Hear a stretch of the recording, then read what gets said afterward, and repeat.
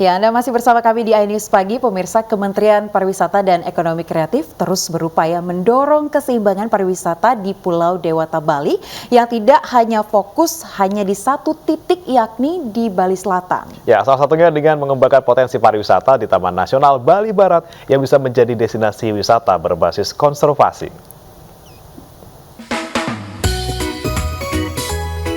Burung jalak Bali atau curik Bali merupakan salah satu satwa yang habitatnya hanya bisa ditemukan di Bali Barat.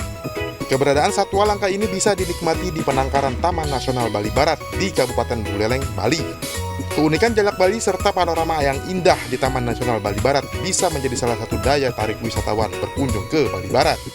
Ini justru jadi daya tarik dan membuka peluang usaha dan lapangan kerja ini nanti akan meningkat dan saya berharap tidak terlalu lama lagi akan ada redistribusi kunjungan wisatawan bukan hanya ke Bali Selatan tapi juga akan masuk ke Bali Barat.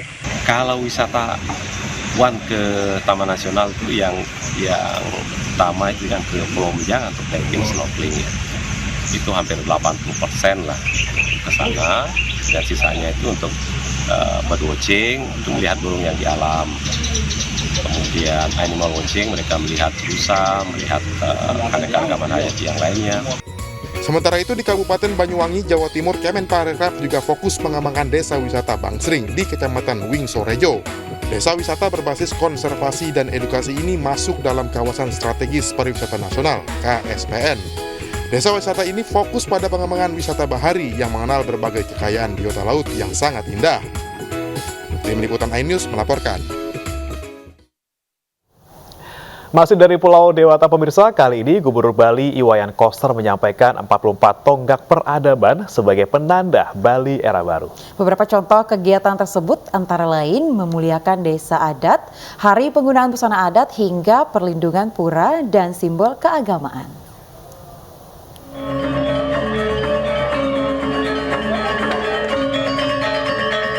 Bicara tentang Bali tentu tidak bisa dipisahkan dengan keindahan alam, apalagi kekayaan budayanya. Mulai dari seni rupa hingga berbagai macam tarian. Menyambut Bali era baru, Gubernur Bali Iwayan Koster menyampaikan pidato tentang 44 tonggak peradaban. Sejumlah program Bali era baru diperkenalkan, diantaranya memuliakan desa adat, menggalakkan hari penggunaan busana adat, pengembangan perekonomian adat Bali melalui program Bubda dan Sipandu Beradat, hingga sejumlah program lainnya yang tidak kalah penting seperti memuliakan aksara Bali, perlindungan pura, dan simbol keagamaan. Pencapaian seluruh kebijakan dan program baru dimaksud atas restu alam Bali Astungkara telah diwujudkan secara nyata yang Titiang berikan nama 44 tonggak peradaban sebagai penanda Bali era baru.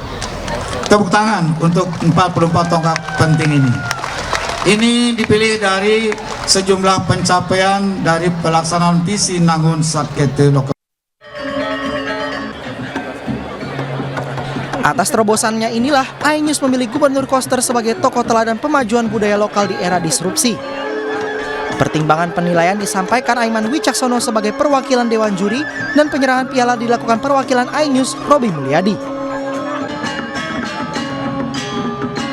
Lokal Bali sebab dalam era pemerintahan Gubernur Bali, produk lokal Bali secara konsisten dipromosikan baik tidak hanya di tingkat nasional tapi juga ke internasional luar negeri melalui sejumlah kegiatan yang dilaksanakan oleh Pemprov Bali. Contoh, masyarakat Bali dari berbagai lintas generasi kini semakin bangga dengan kain endek Bali dan pakaian busana adat Bali.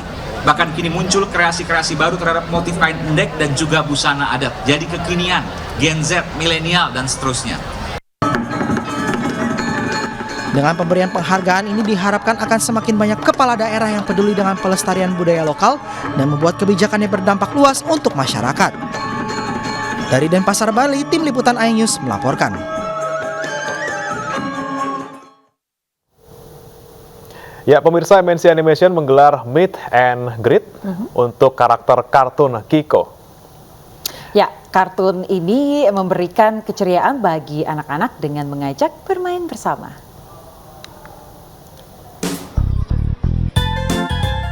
Meet and Greet Kiko and Friends di ajang Kid Fun Fest 2022, Jakarta Convention Center Senayan, Jakarta Pusat disambut penuh keceriaan oleh anak-anak. Mereka bermain, bernyanyi, dan menari bersama dengan tokoh Kiko dan Lola yang memeriahkan acara dari tanggal 29 hingga 31 Desember 2022. Kehadiran Kiko and Friends untuk menyapa penggemar Kiko sekaligus mengisi libur sekolah, Natal, dan Tahun Baru.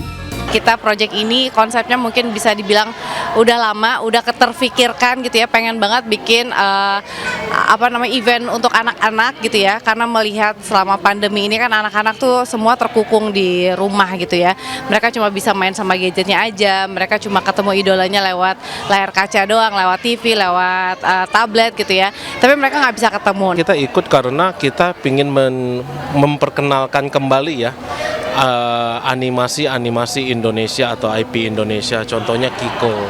Jadi dengan menghadirkan Kiko di sini, ini adalah salah satu cara kami mendukung acara animasi Indonesia dari Indonesia untuk Indonesia. Kehadiran Kiko dan Lola di Kid Fun Fest 2022 sekaligus untuk mempromosikan film perdana Kiko berjudul Kiko in the Deep Sea yang akan tayang pada 23 Februari 2023 di seluruh bioskop kesayangan Anda. Dari Jakarta, Irfan Hardiansyah, iNews melaporkan.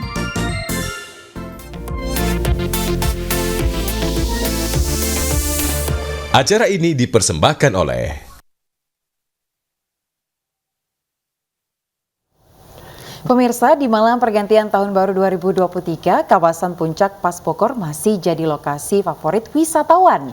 Jalanan Puncak padat dengan kendaraan yang melintas dari Bogor ke Cianjur, begitupun sebaliknya. Padahal kondisi jalan cukup berkabut dan kepolisian memberlakukan Car Free Night atau malam bebas kendaraan.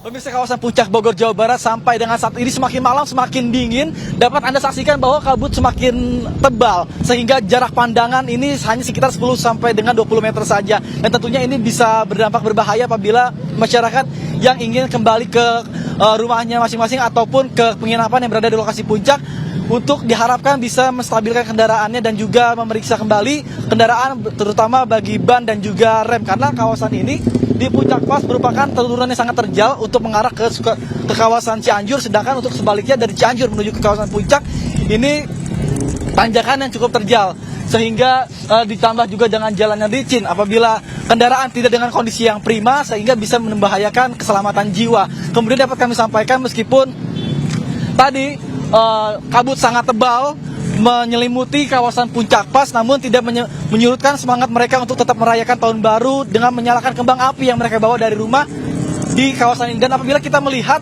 perbandingan dengan beberapa tahun yang lalu ketika kabut tidak turun, ini kawasan di belakang saya ini merupakan lokasi favorit yang mana bisa mengakses langsung melihat pemandangan kota di arah sebelah depan saya.